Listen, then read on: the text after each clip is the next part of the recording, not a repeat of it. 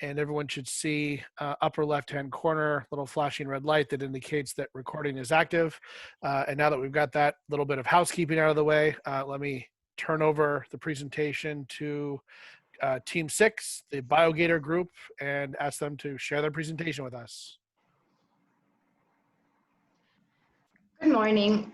Welcome to the formal presentation of Biogator, biomedical gadget applying three-dimensional organization for research, designed by Team 6. Our team consists of David Nafo, Devangi Gaikwad, Marcos Tejada, Thomas Weisberg, Timothy Peterson, and Tuan Nguyen.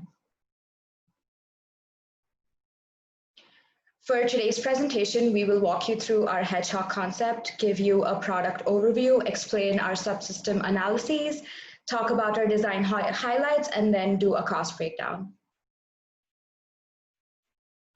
So the main idea behind our hedgehog concept was to design a simple yet innovative bioprinter found in commercial designs that have some common weaknesses, and we wanted to maximize the profit per customer need while also minimizing complexity per part. And we were highly driven by our passion for innovation and simplicity, and we wanted to make sure that our design comes out to be the best. For the product overview, we have a dual sit-in system, which helps in increasing the user capabilities. We have a simple syringe pump mechanism for the cell delivery system, which is an off-system part. Our design has easy assembly and disassembly. Our design is also 100% compatible with the smoothie board, and we have an integrated framework for the turret mount. And we also managed to achieve micro precision printing accuracy for the design. As you can see, our design can be mounted on the microscope, and the printer assembly fits within a 100mm cube box, which was one of the customer needs. So here is our cell delivery subsystem. This subsystem consists of two 10-milliliter syringes. Each syringe is mounted to a precision ball screw stepper assembly. The plunger and barrel are mounted to the OTS assembly using custom 3D printed nylon mounts. The plunger is attached to the sliding mechanism to push and pull the plunger while the syringe barrel is held in place. This design ensures quick and easy syringe replacement in under 7 minutes.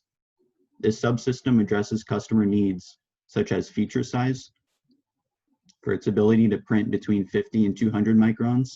It also addresses the cell viability for its max shear rate imposed on the cells being much less than the max survivability shear rate. A finite element analysis was performed on the nylon syringe pump mounts to verify the geometry and the material for the mounts. It was found that the von Mises stress was less than the yield stress of nylon in all cases, with a constant force of 0.508 newtons being applied to the plunger. Additional analyses were performed to ensure that the ball screw wouldn't buckle under the max force by the stepper motor, the Tygon tubing wouldn't burst under max pressure, and the precision motor ball screw combination is able to print our relevant feature sizes. The cell delivery support subsystem includes features that use two deposition tips and allows the user to work within the same well volume simultaneously. This is achieved through the custom clamping mechanism design, which was inspired by the method in which a mechanical pencil secures lead. This design arose from the need to allow both deposition tips within the same working volume. And initially we were using OTS parts, which because of the size would not allow such close precision with the needles. With this new design, we're able to achieve a center-to-center distance of both deposition tips of 4.05 millimeters with a max outer diameter distance of 4.41 millimeters. Additionally, we use two 7mm stroke linear solenoids, which actuate the deposition tips independently along the Z-axis. This gives the user autonomy to decide how they choose to use this double tip configuration. The material that was chosen for this subsystem for all the custom parts was decided to be nylon because of its high strength to density ratio, which allows the subsystem to achieve a lower weight, but achieve a higher support, and which allows the total subsystem to reduce the weight and increase the alignment of the deposition tips. The mounting bracket of this subsystem facilitates the assembly between the cell delivery and linear motion subsystems. And so for this reason, it was desirable to ensure that this part would be capable of functioning should the fasteners mounting the solenoids fail.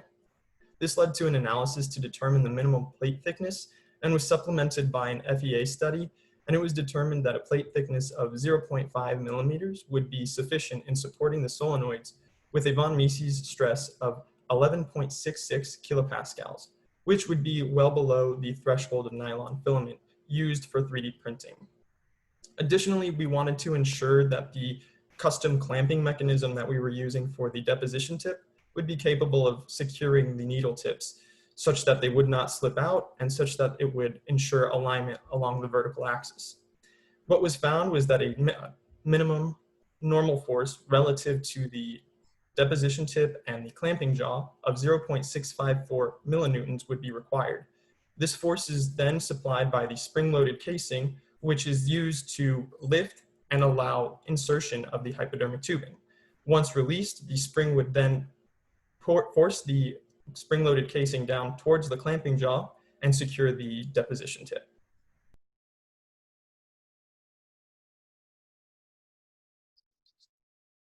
Supports the whole design.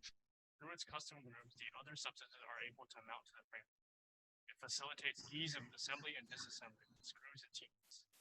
The mounting solution was kept simple, with an easy slot-in extrusion with a stub to eliminate rotation, and the extrusion is kept in place with set screws in the condenser turret. The entire subsystem consists of a one-piece construction made of 3D printed nylon, which makes it durable and lightweight. Through these features, the assigned customer needs are met. To ensure that the framework will not fail under any circumstance, 2 FEA analyses were done to obtain 2 different opinions. The assumptions used were that the turret mount was fixed in the Y direction and the Z direction, and it must support a maximum theoretical weight of 200 grams. From these analyses, it was determined that the max stress was much lower than the yield strength of nylon.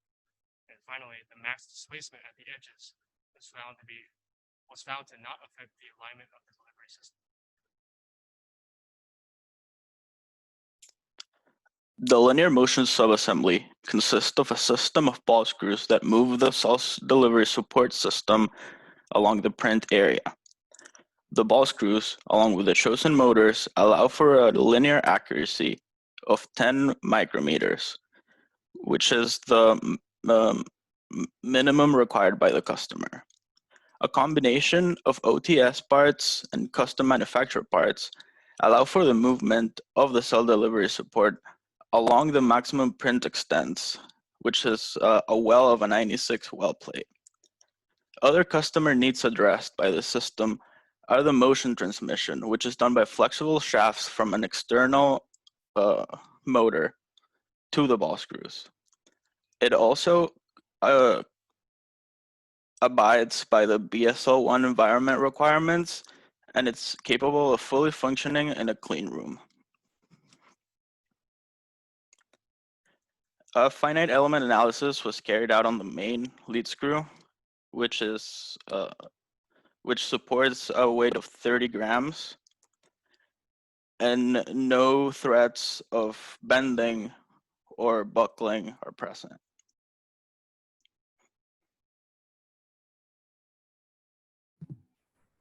And here on this slide, we wanted to highlight a couple of the key features that our subsystems contain that set us apart from other groups. And so the mountable framework has 80-20 style grooves inspired by the traditional 80-20. And that would allow for mounting right here. So these rails would mount onto the side via those T-nuts and screws. And you're able to slide in that mount into the turret fixture and have the bioprinter be located there. And it's also made out of a nylon material, which keeps the overall structure lightweight and durable, as seen in the FEA analysis. And also it's combined with the turret mount. So previously we had 2 subsystems. We had the turret mount and we had the framework itself. And so we actually combined the two into one subsystem just to capitalize on subsystem synergy and just to reduce the overall cost and weight. And I'll get to that shortly in a couple of slides. We go a little more in depth into that. And we also have the linear motion subsystem, which you can see here in the top right corner. And so those are actuated via lead screws and precision ball screws. And as Thomas had mentioned before, there are off-system motors that connect to these lead screws via flexible shafts that allow for the precision that's required, that has been stated by the customer. And also we have this dual needle system. And so these are actuated via the solenoids, as you can see here. And so the idea behind, well, at least the intent behind having two needles was to allow the user to have the option to create more complex biostructures within their liquid-like substance, which is the medium that they will be printing into.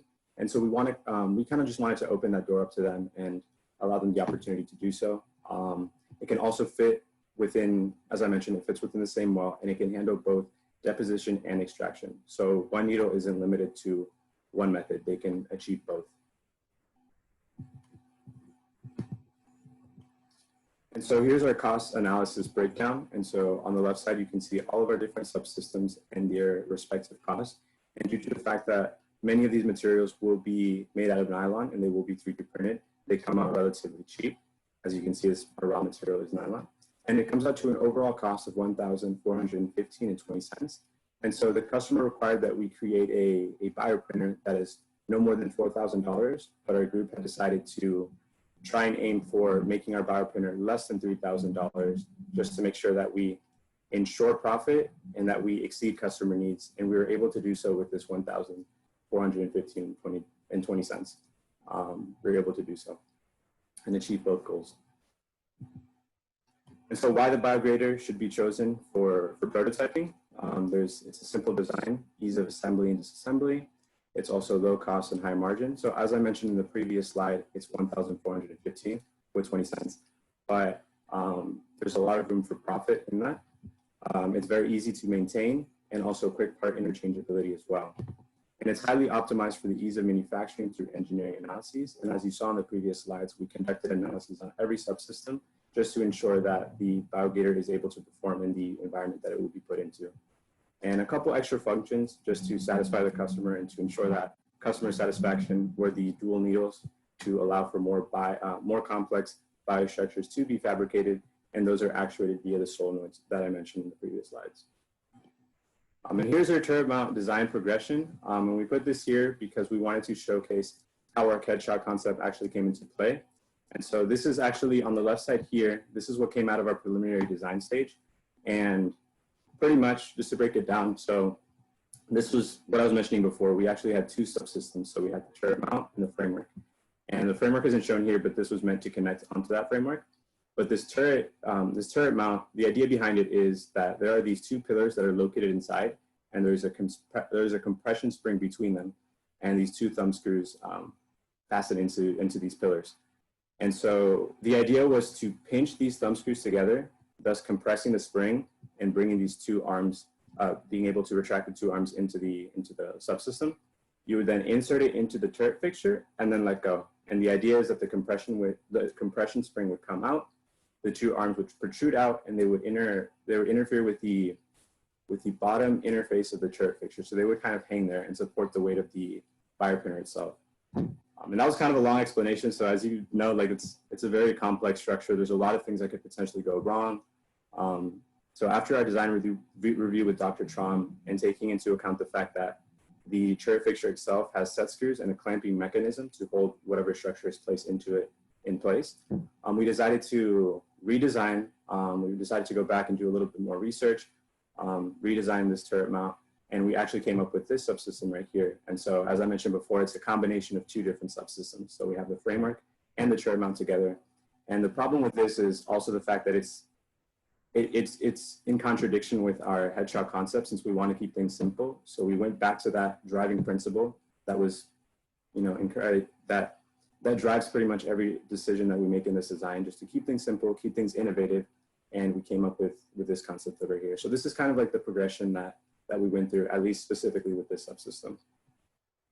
And on this page, we also have the progression between the preliminary design, the overall bioprinter, design to what we have now. And so yeah, this is kind of what came out of the preliminary design, as I'm sure all of you know, because if not, we're all, if not everyone, is an engineer here. So the fact that like you know what it's like to, you know, come up with a design and then know that that's not going to be the final design. Like the first design isn't always the final one. So there's a lot of iterations.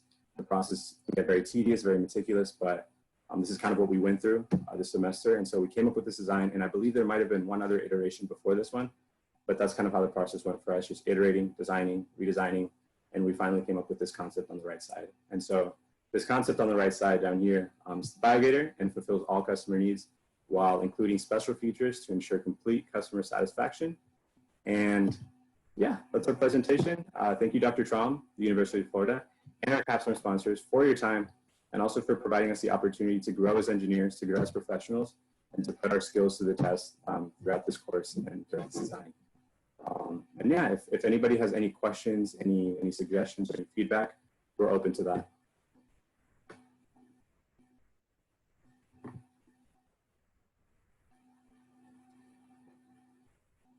Okay. Oh, yeah. Sorry, go ahead, Elise. Hi guys, great job with your animations. I thought those were really nice. It was good to see how everything assembles. And I thought it was good you showed all your analysis. I had a question about, you showed in one of your slides that one of your pieces had like a 0.5 millimeter thickness. And I was wondering if you considered, you did look at how it could support the weight of the piece that it was holding, but did you look at how much like the maximum force it could hold? Because when you're assembling that, it's going to be going to put pressure on it. So I was wondering if you looked at that at all, because that's pretty thin material there. So I was wondering if you looked at the maximum. So unfortunately, that actually did not come into consideration. I do appreciate you bringing that up. When looking at it, I was only thinking about the forces of suspending the solenoids. It did not even occur to me about the pressures that would be applied when assembling. I do appreciate that, and that's something that I will definitely look into today, actually, to ensure that that operates correctly. Yeah, thanks. And I liked that you showed all your analysis, but it would have been nice as well to have a clear understanding of the yield strength versus the actual maximum. If it could have been presented instead of a tiny like print on the side, it could have been like maybe a table or something to make it just a little bit easier to read. But great job. Thank you, and thank you for that feedback. We appreciate it. Okay. Can you go back to your slide that showed the entire subsystem? I think it was like early on. The subsystem or the full design? Yeah, probably the full one. I think it was early on in the presentation. Okay. If you could. Just let me know when you see it. Which one you're referring to? Yeah. Yeah. Keep going. Yep. Okay. Okay. Keep going back. Yes, there. So this looks pretty complex, and looks like half of the system has to be removed to get to, say, the that piece that has those, I assume, the needles. Is that bottom? Yes. Is that the intent, that everything else has to be disassembled in order to get to those screws? Could you repeat that last part of the question? Yes. Does the entire system there have to be disassembled in order to get to those screws that are holding the needles? Oh, I see what you mean. Yeah, I think so. So that might be something that we need to consider for moving forward in the final design review that we have this weekend. Yeah, because it is a tight space right there. And how are you guys mounting the delivery system? Oh, the cell delivery, or Tim, do you want to elaborate on that? It's like, yeah, not this, but the other part. I think in one of your figures, it shows that it's just floating out in space. Is that intended to be mounted somewhere? I believe, were you referring to this one? Let me just make sure we're on the same page. Yeah, I believe the syringe pumping mechanism and the motors. Yes, correct, right. Yeah, Okay, so okay. that is intended to be mounted to a shelving unit 2 feet away from the actual printing mechanism because of the requirements and the spacing of the actual lab that it will be functioning in. So that will have a shelving unit that it will be attached to, but attached to a wall in the room. Right. So if you guys are planning on selling this, is that going to be a requirement that the final user have a specific shelf within the 2 feet? For this purpose, yes, it would be something that would be required when designing, because of the customer needs, having off-system units for these motors, because we didn't want vibrational issues to cause inaccuracies of the deposition tips. So for this, it would be a requirement for the entire printing assembly. Have you guys considered just putting on some isolators or rubber feet to address vibration without having to consider like shelving or specific mounting criteria? We actually hadn't considered that because we had decided on doing the shelving method, but we're definitely going to take that into consideration. I think that would be a good option as well.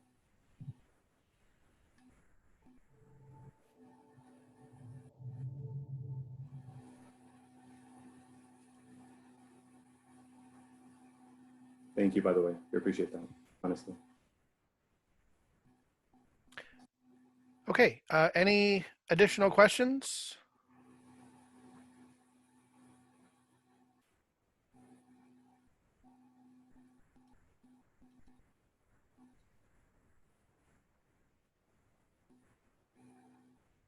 No questions.